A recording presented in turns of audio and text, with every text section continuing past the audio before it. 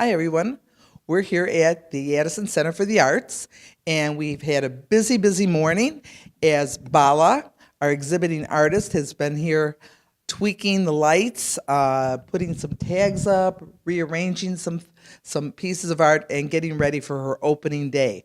Also, we had the docents and volunteers coming. Those are the people that sit at the desk when our galleries open, and they were here to meet Bala and ask a ton of questions, and they were so impressed. And it's important to meet the artists because when people come to visit our gallery, Bala can't be here every minute of the day, so our docents will give them all the information that they learned when they met the artist, when they met Bala. It'd be nice to have you here all the time, but we can't. So Bala, the docents were thrilled with your artwork because it's such an unusual process. And now that we have it up, would you like to talk about how you do your paintings and what you told the docents? It was really fun meeting the docents this morning. I feel very fancy having docents for my show. Like I was telling them, the process of painting is very similar to piping icing on a cake.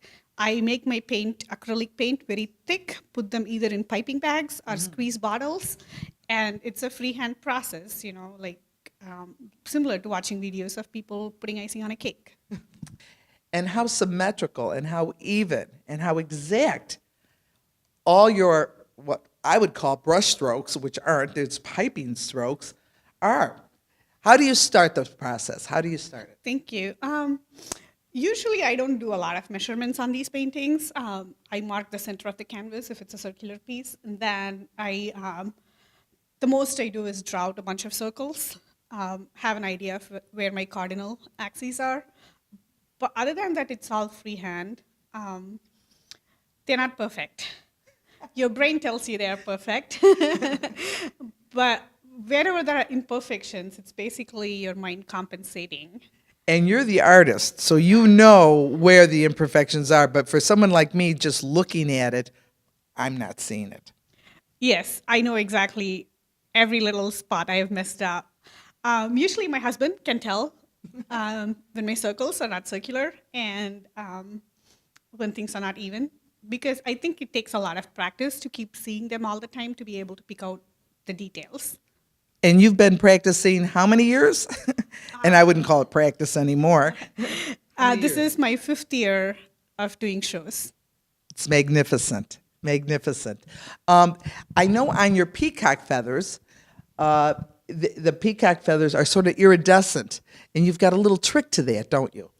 Yes, there's a lot of iridescent paint on them, but there's also glitter, and I do different colored glitters on different sides, so as you walk by, the peacock changes color. What's your favorite piece? I don't have a favorite piece. I know what my favorite piece is. What? I'll tell you my husband's favorite piece is the elephant right now. It changes. And that's the one we have on the postcard. Yes. And I think everybody can be looking around the village to see all the posters that we have up. It's on YouTube, and the elephant is king. He's the one that's representing your exhibit, Dots and Lines, here at Addison Center for the Arts, and it's going to be up until March 18th. And anybody, I mean, you can see it on air, you can see it on YouTube, but you really need to come in person into the gallery and see the vibrant colors and all the little strokes and what you do. It's totally different than when you're looking at a picture or a poster. Our hours here are 1 to 4. We're at the north end of the north end of the high school, 213 North Lombard, 1 to 4 o'clock on Wednesdays through Saturday.